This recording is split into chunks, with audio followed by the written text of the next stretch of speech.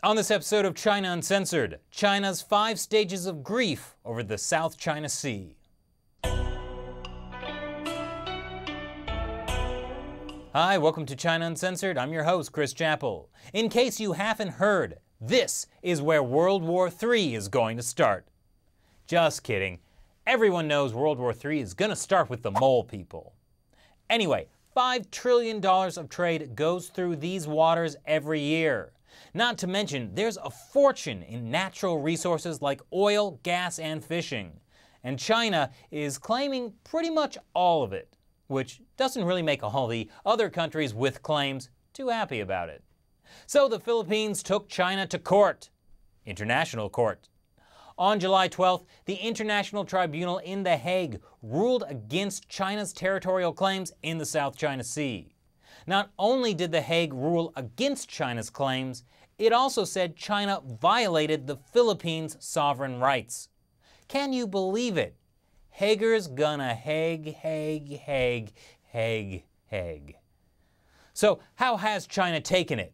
In stages, starting with Stage 1, denial. So when The Hague announced its ruling, state-run media called it a farce and a law-abusing tribunal.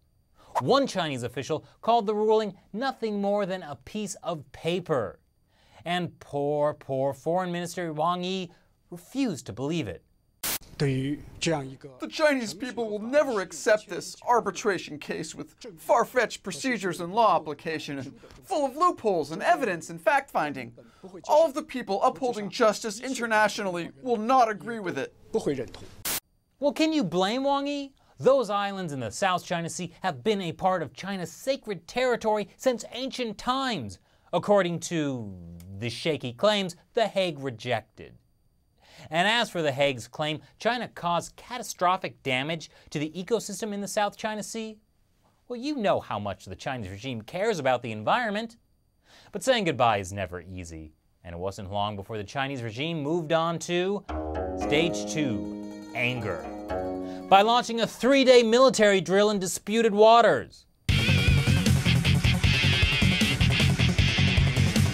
And when a Filipino fishing boat tried to sail into what the Hague Tribunal ruled as the Philippines' exclusive economic zone, the Chinese Coast Guard was there to stop them. This is Chinese Coast Guard performing law enforcement duty here. You should leave here immediately. Which they did, because they wanted to catch the fishes, not feed the fishes. So after anger, what comes next? Stage 3, bargaining. Okay, so the Philippines and China haven't been getting on lately. In fact, the last Filipino president may have called the Chinese regime Nazis. And sure, the Chinese regime is pretty mad at the Philippines for that whole taking this to an international court, but that doesn't mean there can't be bilateral talks, right?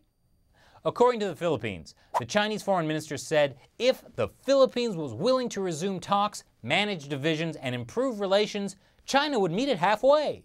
And by halfway, China meant that as a precondition, the Philippines wouldn't be allowed to even mention that whole international UN tribunal thing they just won. Unsurprisingly, the Philippines refused. So with bargaining out the window, it was hard to stave off Stage 4, depression. It feels like everyone's ganging up on China now. Like when Australia's foreign minister said, Australia will continue to exercise our international law rights to freedom of navigation and overflight and support the right of others to do so. China's foreign ministry spokesman Liu Kang was hurt. Honestly speaking, I'm a bit shocked at Foreign Minister Bishop's comments. We have said many times that we hope some countries, including Australia, can respect the just attitudes of most member countries in the international community. Don't treat the illegal result from an illegal arbitration court as international law. But this is something China is going to have to deal with. It's a signatory to the United Nations Convention on the Law of the Sea, and some are saying that means it needs to play by the rules of the International Tribunal, which means it might be time for Stage 5, acceptance.